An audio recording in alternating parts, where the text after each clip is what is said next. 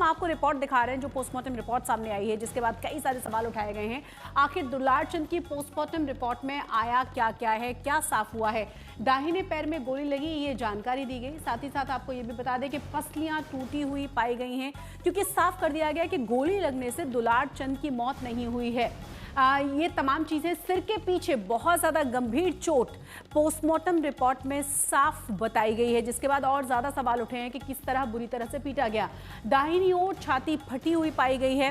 ये तमाम ऐसी चीजें हैं जो पोस्टमार्टम रिपोर्ट में कही गई हैं, और उसी के बाद बहुत ज्यादा और प्रेशर बढ़ने लगा था कि इस पूरे मामले में गिरफ्तारी तय है। और कहा जा रहा है कि आधी रात को अनंत सिंह की गिरफ्तारी हुई है, जहां तमाम समर्थक उनके मौजूद थे। और कहा यह भी जा रहा है कि लगातार प्रेशर, बाईं बाह में भी काफी चोट पाई गई है। और इस पूरे मामले में कहा यह जा रहा है कि आज भी पुलिस का एक्शन दिन भर जारी रहेगा, क्योंकि जैसा कि हमारे संवाददाता बता रहे थे कि दोनों ही तरफ से कंप्लेंट्स की गई हैं और अब दूसरी तरफ की गिरफ्तारियां हो सकती हैं। देखिए, सिर के पीछे चोट, दाहिनी ओर छाती फटी हुई है, पसलियां बुरी तरह से चकनाचूर थी, टूटी हुई थी, दाहिने पैर में गोली लगी थी और हार्ट अटैक से मौत बताई जा रही है। बाईं बाह में भी चोट के गहरे गंभीर निशान पाए गए हैं।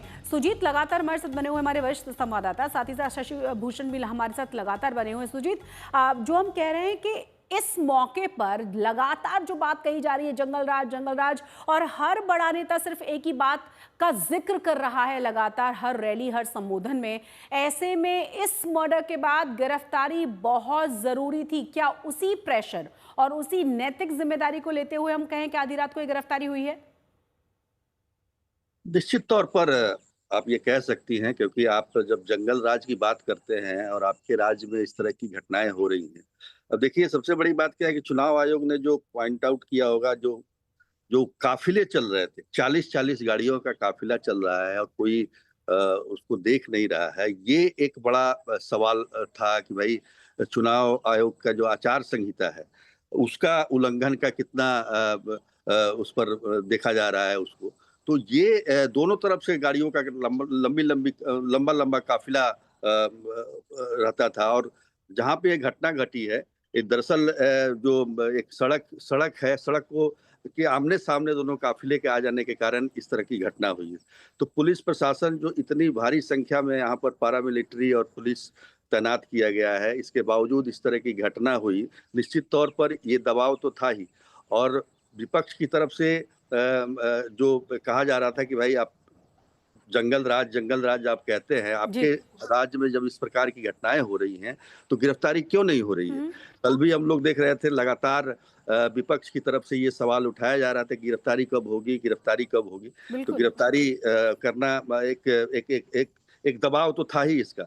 लेकिन ये भी है कि दूसरे पक्ष की भी गिरफ्तारी संभव है, जैसा कि बताया जा रहा है कि इधर से भी अनंत सिंह की तरफ से भी केस दर्ज किया गया है, एफआईआर दर्ज किया गया है।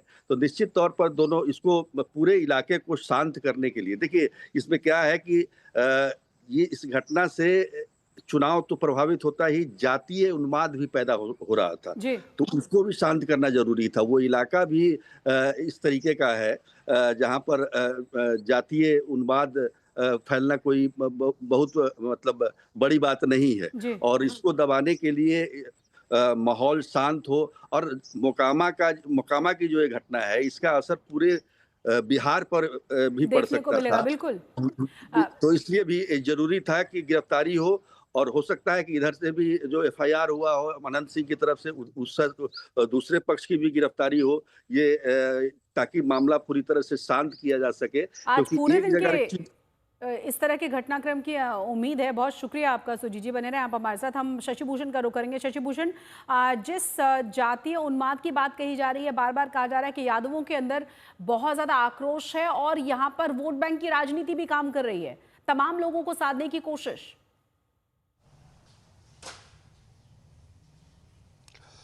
देखिए बिल्कुल सही बात है ना। चुनाव के दौरान जब इस तरह की घटनाएं होती हैं तो कहीं ना कहीं जो जातीय समीकरण है उसका बहुत बड़ी भूमिका उसकी हो जाती है, खासतौर पे बिहार में।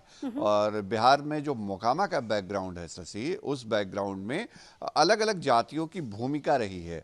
आप देखिए वहाँ की थोड़ी सी जो जातीय समीकरण है, जो उम्मीदवारों का समीकरण है, उसको समझाने की कोशिश करते हैं आपके जरिए दर्शकों को।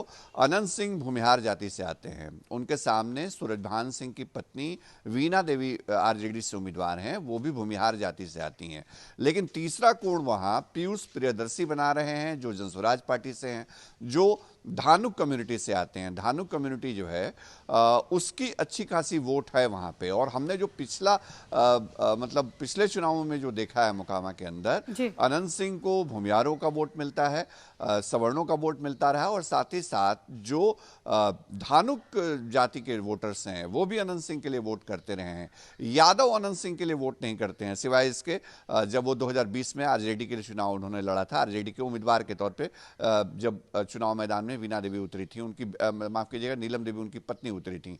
तो अब इस बार जो समीकरण बदला है उसमें दिलचस्प बात यह है कि जनसुराज पार्टी के जो उम्मीदवार हैं पीयूष प्रियदर्शी, जो धानुक जाति से आते हैं, उनके लिए दुलारचंद यादव कैंपेन कर रहे थे, जो यादव जाति से आते हैं थे। और यादव और धानुक एक साथ अगर दो बड़े चेहरे मिलकर कैंपेन कर रहे थे, और उसमें कि यादव जाति के उस इलाके के पुराने बाहुबली दुलारचंद यादव की हत्या हो गई, तो मैसेज ये भेजने की कोशिश हुई या ये समीकरण बनाने की कोशिश हो रही थी कि यादव और धानुक अब एक साथ वोट करेंगे इस चुनाव में, तो अनंत सिंह के लिए मुश्किलें बढ़ेंगी। अब उसमें एंट्री होती है वीणा देवी की, सूरजभान सिंह की पत्नी की, सूरजभान सिंह की।